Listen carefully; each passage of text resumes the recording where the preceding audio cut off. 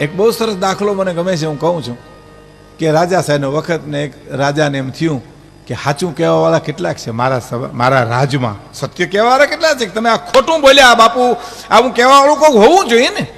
એ વખતે મહારાજા નક્કી કરતા કે એના સલાહકાર સાચા હોવા જોઈએ. અને તમે જુઓ જેના સલાહકાર સાચા હોય ને એના જીવનના ફળ બહુ મીઠા હોય. હો તમે જોજો કેળા છે ને એના પાંદડા બહુ મોટા છે એટલે એના ફળ મીઠા છે. આંબલીના કાયતરાના પાંદડા ઝીણા ઝીણા એટલે ફળ ખાટા.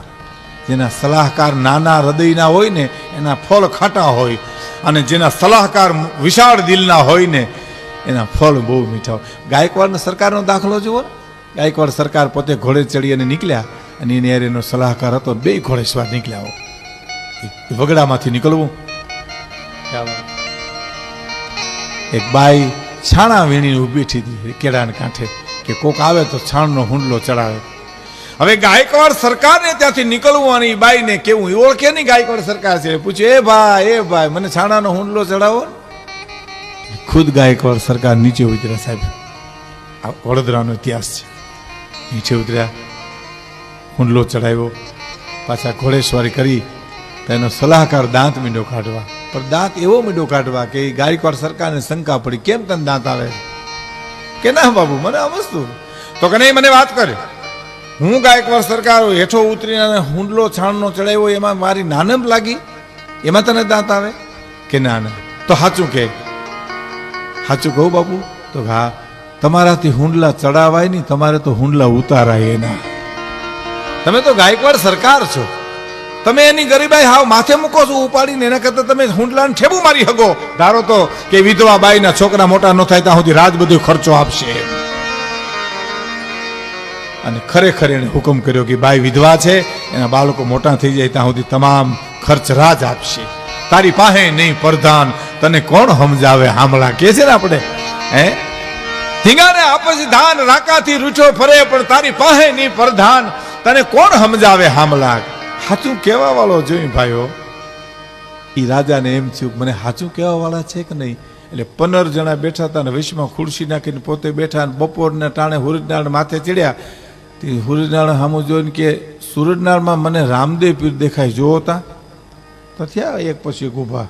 હા બાપુ ઈ રહ્યા, લીલો નેજો રણજાના રાય જ છે, બે જાઓ તમે જોવો તા. બીજો હા બાપુ ઈ રહ્યો, હાથમાં ભાલું, ઈ રણજાના રાય રહ્યા. ચોખ્ખું દેખાય. અને તમને થોડું ખોટું દેખાય કે બાપુ? તમને તો દેખાય ને, રણજાના રહે છે, બે જાઓ. ત્રીજાને કે તમે જુઓ તો હા બાપુ ઈ રહ્યા, ઘોડાના ચારે પગ ધોળા, રણજાના રાય છે. મેં એવું સાંભળ્યું છે મિત્રો, 15માંથી 14 જણાએ કીધું, પણ 15માનો વારો આવ્યો ને. યુવાન હતો, સૌરાષ્ટ્રનો, બાપની નોકરી મળી હતી રાજા સાહેબમાં, પટ્ટો જેને કહેવાય. બાપનો પટ્ટો મળ્યો તો, નોકરી કરતો હતો ખુમારીથી. એને કીધું કે મને સૂરજનારાયણ દેખાય, એમાં બીજું કાંઈ દેખાતું નથી. એ જ ક્ષણે સહજ રીતે યુવાન બોલી ગયો, સૂરજનારાયણ દેખાય છે, બીજું કાંઈ નથી દેખાતું. તા તો ઓલા 14 ઉપડ્યા, હો અમને દેખાય, બાપુને દેખાય, તને નથી દેખાતું ખોટારા, તું મરે ક્યાંય, અમને મારે ક્યાં? કે ભાઈ નથી દેખાતું મને. એ વખતના રાજાએ આકરા શબ્દમાં કીધું, જમાદાર જરા સારી રીતે જુઓ, મને દેખાય, આ 14 જણાને દેખાય, તમને નથી દેખાતું? અને એ વખતે યુવાન બોલ્યો છે, બાપુ હું તો યુવાન માણસ છું, આ 14 ને તો અવસ્થા આંબી ગઈ છે, એને નેજા માંડવા પડે, આંખું ખેંચવી પડે. મને ચોખ્ખું દેખાય છે સૂરજનારાયણ, એમાં મને નથી કાંઈ રામદેવ પીર દેખાતા, નથી બીજું કાંઈ દેખાતું. એમાં 14માંથી એક જણો બોલ્યો, બાપુ આનો બાપે આવો ખોસરો હતો. જોયું? એના એ દીકરા એવા જ હોય ને, લ્યો નકર તમને દેખાય, અમને દેખાય, એને નથી ખોટારાને દેખાતું. એ બાપના સામે વાત ગઈ, અને યુવાનના રૂવાડા સમ સમ સમ સમ સમ બેઠા થઈ ગયા.